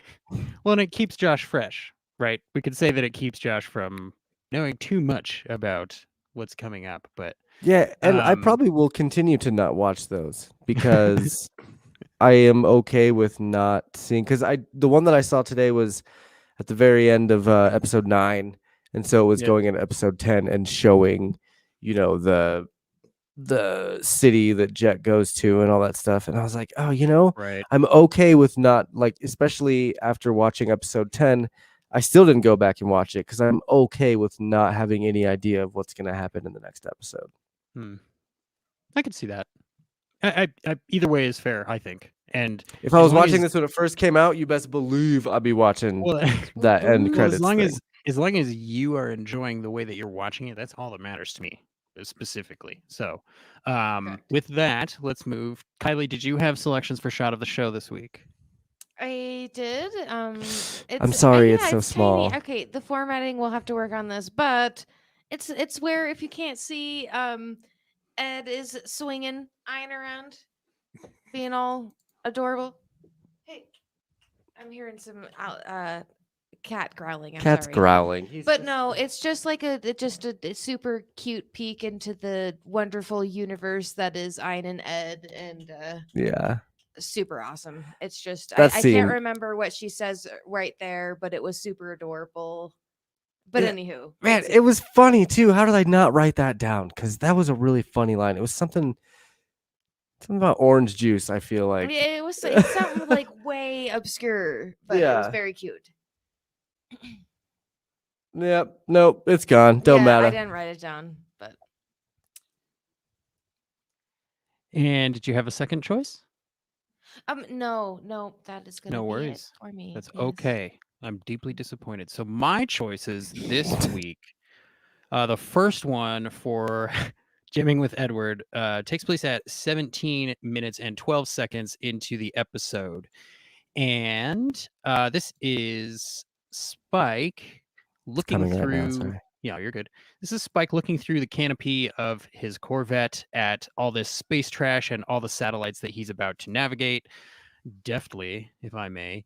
And he looks at this, and instead of going, oh my god, this is gonna be impossible, he goes, okay, now this is fun. Now I feel challenged. Let's do this. I'm enjoying myself. I'm totally ready. Let's actually do something instead of going to catch a hacker.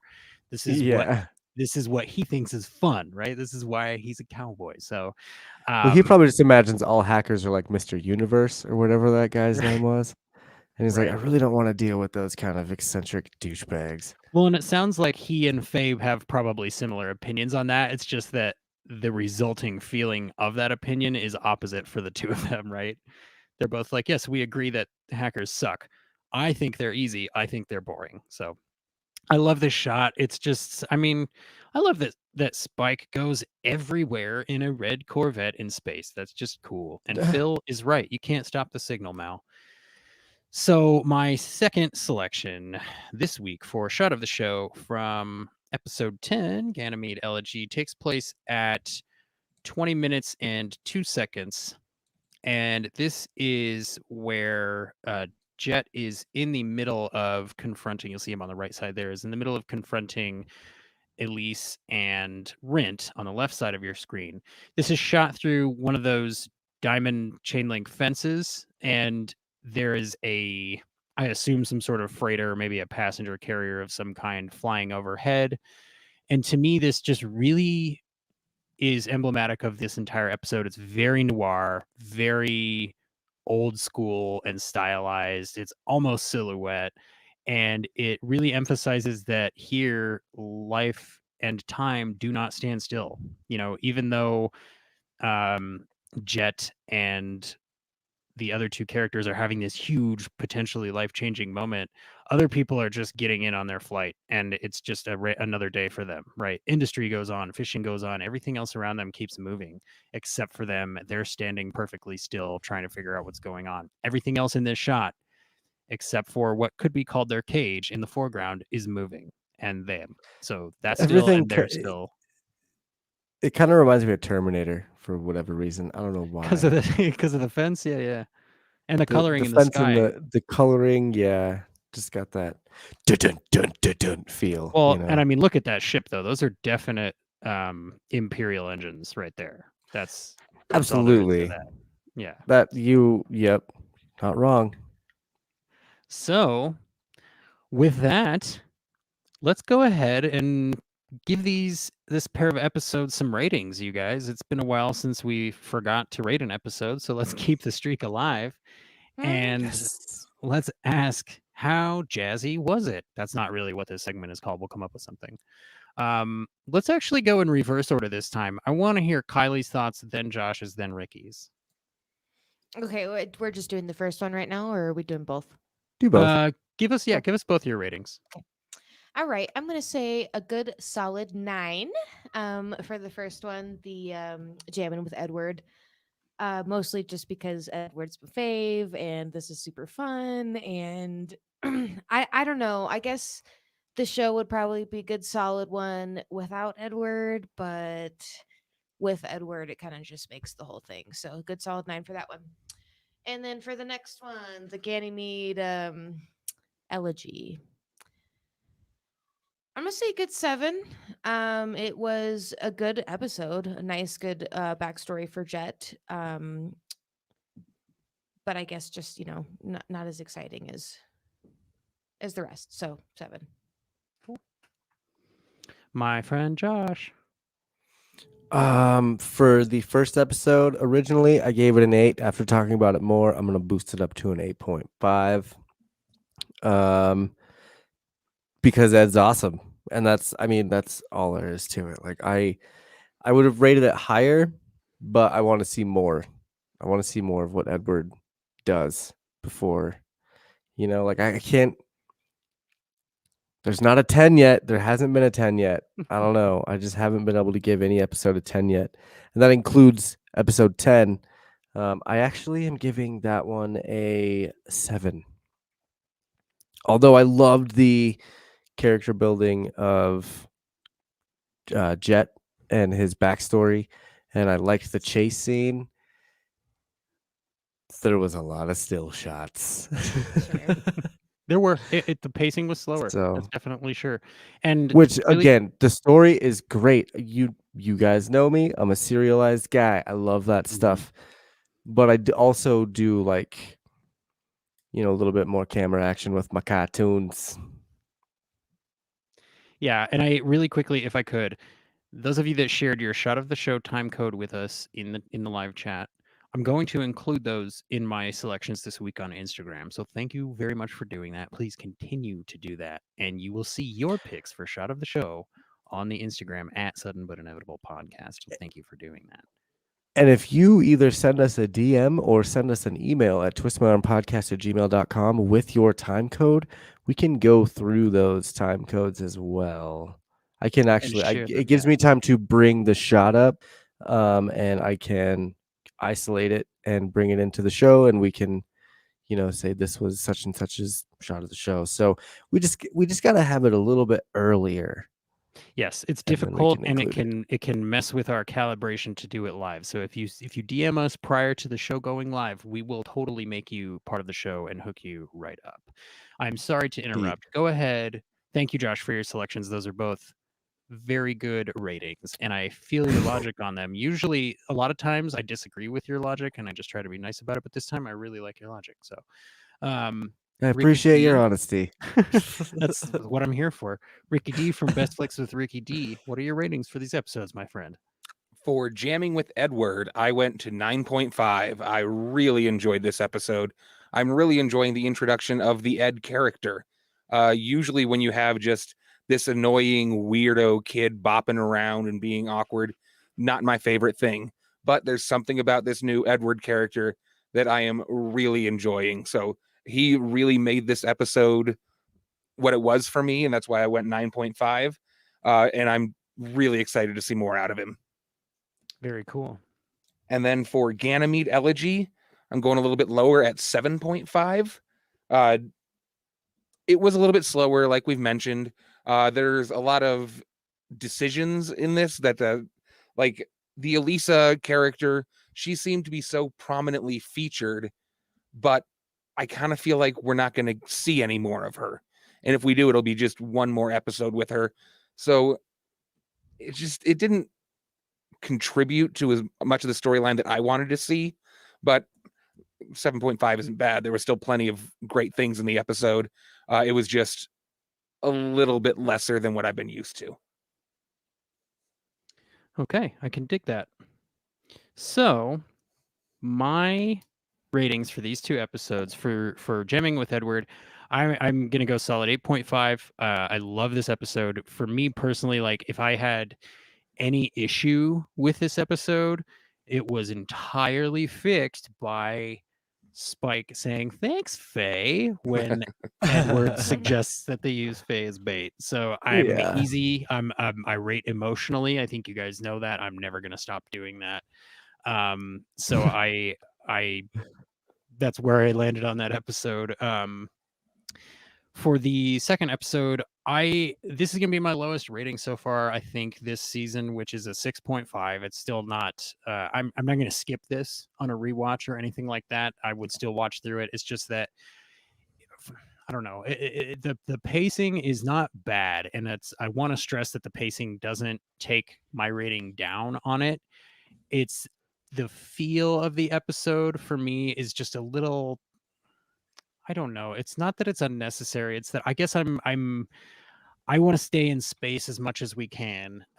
If we're on a planet, I'm cool with that. You know, if we're on an asteroid, I'm cool with that. If we're in a city, I'm cool with that. But I crave space in my space shows, and this was real. I mean, to Ricky D's point from a few episodes ago, this felt real local, right? Because it was just a fishing town. And I mean, anybody who's ever lived on the East Coast or spent some time there knows. I mean, that's pretty much what it's like. So, I'm going to give this one a 6.5, and with a caveat attached to it that says that sounds low, but it's not, because I'm not going to skip it. And it's for me, an episode that's a 5 is an episode that I don't care if I see or not. So for me, this is better than an average episode of TV, because most episodes of TV, I don't care if I see it or not. So We need to find a show that's not like the best to everybody. Like I feel like we've been watching shows that are absolutely awesome and most people love them, and we never rate anything lower than maybe a 6.5. I feel like we need some controversy. I'm going to switch my rating. No, I'm kidding. You can come on Best Flicks and talk about bad shows if you want. I was gonna say we gotta think of some good ones for him too. You're right. You're right. Yep. So I took the liberty this time, because I think I didn't do it last week. I did do the math this time, you guys. So we have the first episode, Jamming with Edward, gets an 8.8 out of 10 from the Sudden But Inevitable Rebop crew. And the second episode that we watched this week, the Ganymede Elegy, gets an even 7 out of 10. So even the episodes that we're not crazy about are coming in with high ranks. So that's great. And I think it speaks to the overall quality of the show, to, like you were saying, Josh. That's a good point to bring up. So the last thing that we generally do with these shows, you guys, is we give some big shouts to the bounty hunters. And of course, the bounty hunters are our listeners, our friends on social media, the people that help us get our names, our voices, and our faces out there, because without those folks, there ain't us. So let me open this up. Ricky D, do you have any big shouts for bounty hunters this week that you'd like to share? Yeah, I do have one. There is somebody on Twitter called @crapflix. That is CRAPFLIX. Crapflix. Love it. It's kind of almost in direct opposition to Best Flicks. We just happened to run into each other and sent a couple messages back and forth, and he's a cool guy, and I might be doing some work with him in the future. So Crapflix on Twitter, cool guy. I dig that. Follow @crapflix. Kylie, did you have any big shouts this week? Gosh, I don't. And that's mostly on me for not being super present in the social media platforms across, Kylie's working a big girl job though, and she doesn't have a lot of say, time for Twitter right now. And so. somebody at Josh's house has to be a grown up, so it may as well be you, Kylie. Somebody does. But in the meantime, still appreciative to everybody who Look at him, always, he's burned. He's support so the mad. show. He's like this. No, but no, everybody, thank you, love you, all the same. Everybody's good. Yes. Yes. Josh, I'm sorry. Go ahead. No, it's totally true. I mean, Kylie doesn't own all the Star Wars toys in the house. Kylie doesn't own a green screen and a computer for podcasting. She owns a computer for work to make money. So you're not wrong. I had a shout out for the band Messiah Vor for coming on my show. I did not realize that Messiah Vor means God Eater, and you guys should listen to the podcast to figure out how we got the idea of handing out communion at a God Eater show. It's great. They were on the episode this last week, and they're actually playing a show right now at the Oriental. They're probably doing their music video release right now. I apologize I couldn't make that show. I will be to one of your shows in the very near future. But big shout out to Messiah Vor. I had a great time talking to them about music and stuff like that. And you know, another shout out for Measuring the Score, because those guys are awesome. They gave us a shout out in one of their newer episodes. And then I wanted to shout out Aaron from It's a Fandom Thing. If you haven't listened to It's a Fandom Thing yet, or Measuring the Score, you need to check them out. They have some really fun shows. And So if you would like to follow them on Twitter, Measuring the Score is at Measure the Score.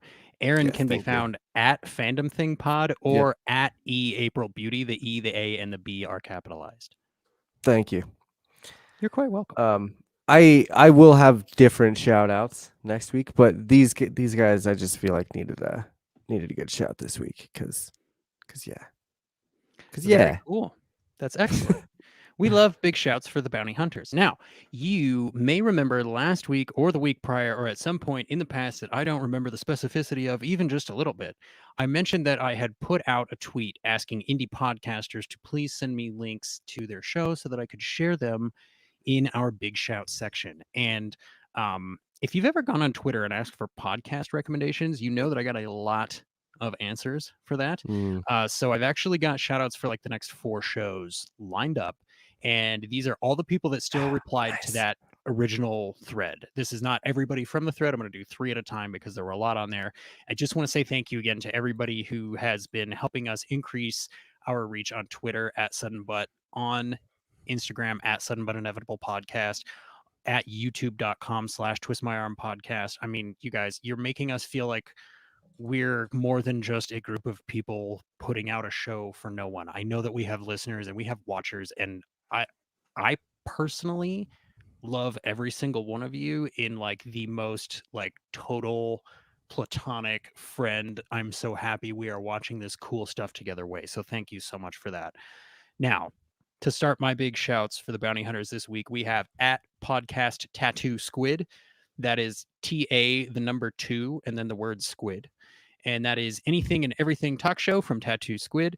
And the second one we have is at Self Shoots, which is the Self Shoots from the Hip podcast, where the host talks about Black culture, pop culture, and that gray stuff in between, which I love that tagline. That's very well done. And then the last one that we have for indie podcasters shout outs this week is the at Sounds Creepy Pod, which is a podcast about creepy movie scenes by at Nick's Tiny Planet. So to get all those folks on Twitter, just go ahead and follow at Sudden Butt, because we have over 1,000 followers and all of the people that I just mentioned are in there.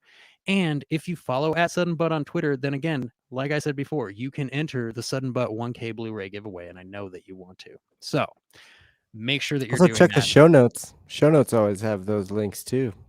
Oh, yes. All of these links, every time that we mention big shouts, these are always in our show notes. So Sinacera in the chat, you can find links to his shop in our show notes. You can find link to the Geek Etched shop in our show notes.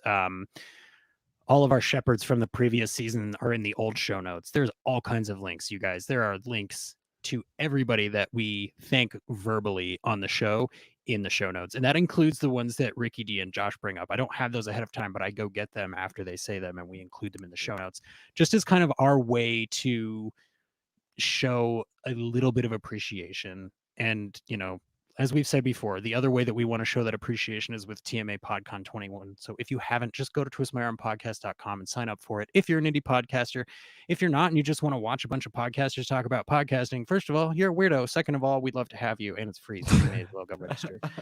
I don't really have basically anything else, you guys, and I don't know if you can tell that I'm stalling, but I'm totally stalling because I don't want to leave. It's hard for me at the end of every show to let the show end. Rosie, if you're asking what the show notes are, if you listen on a podcasting app, say Google or Apple or Spotify, if you click on the episode name, it will bring up that full description. It's got probably a paragraph of what the show is about, and you'll see the links in there. There'll be highlighted links that you can click on to all of the people that support us if you're looking to follow them on social media or support their stores, much as you have already done with our friend Sinacera. I want to say thank you.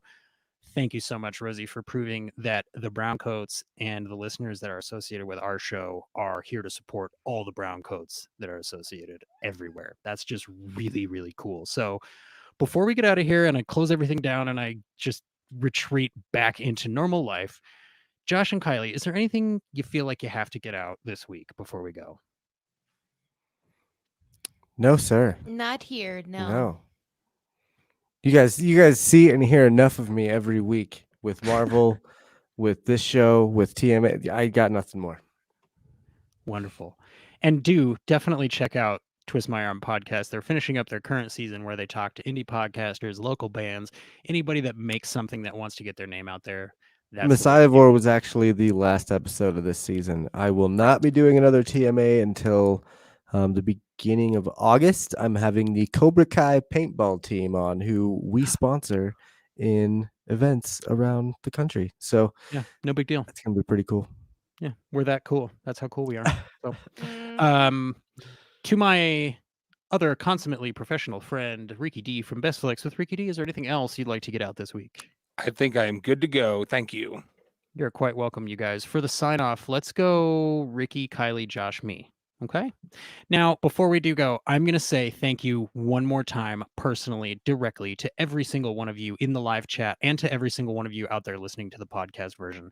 But I don't know your names, but the names of the people in live chat are at Sinacera, Philip Krogmeyer, Rona Dunphy, Callie D, Rosie. You folks are the best. I just thank you guys so much for being here with us. This little found family circle of ours watching wonderful space cowboy shows together is so happy to have you. So thank you for coming along with us. So this show is called The Sudden But Inevitable Rebop. This is my friend Ricky D from Best Flicks with Ricky D. Say your name, son. My name is Ricky D, and I'm here from Best Flicks with Ricky D. I've been Kylie. And I'm Josh. And my name is Jesse. See you, Space Cow folks.